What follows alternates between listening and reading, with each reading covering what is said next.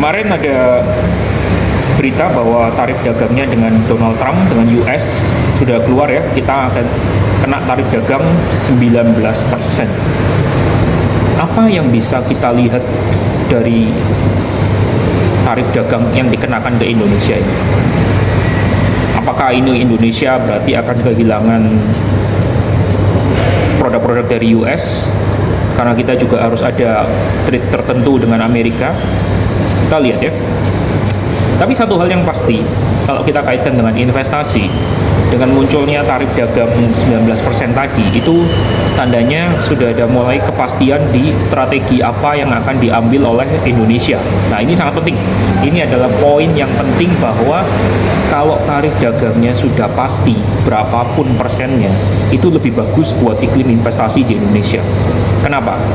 Karena investasi itu butuh kepastian kebijakan.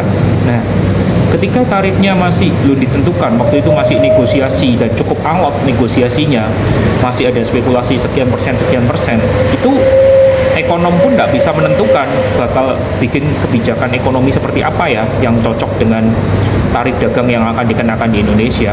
Nah, tapi ketika tarif dagangnya sudah ada angkanya, kebijakan ekonominya pasti di-adjust, pasti disesuaikan ya. Itu biasanya seperti itu. Ketika adjustment kebijakan ekonomi ini sudah terjadi, maka iklim investasi itu akan membaik loh.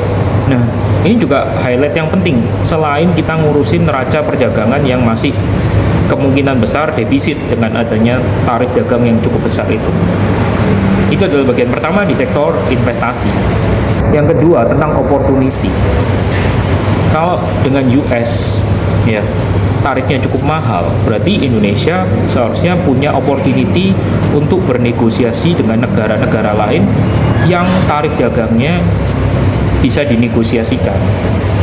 Kalau saya melihatnya ya, ada chance untuk ke Afrika, mungkin kita bisa supply beberapa hasil alam di Indonesia ini cukup valuable dan cukup baik kualitasnya di mata pembeli asing, foreign buyer ya. Jadi foreign buyer ini nggak cuma beli saham, tapi juga beli barang-barang retail yang ada di Indonesia ya. Hasil alamnya ini sangat menarik. Tidak menutup kemungkinan Indonesia akan punya market baru dengan adanya tarif dagang yang cukup tinggi dari US ya. Karena di dunia ini sama seperti kita di dunia sales, market itu tidak hanya di satu negara. Semua negara adalah market, asalkan kita bisa tahu mereka butuhnya apa, yang bisa di-provide oleh Indonesia apa.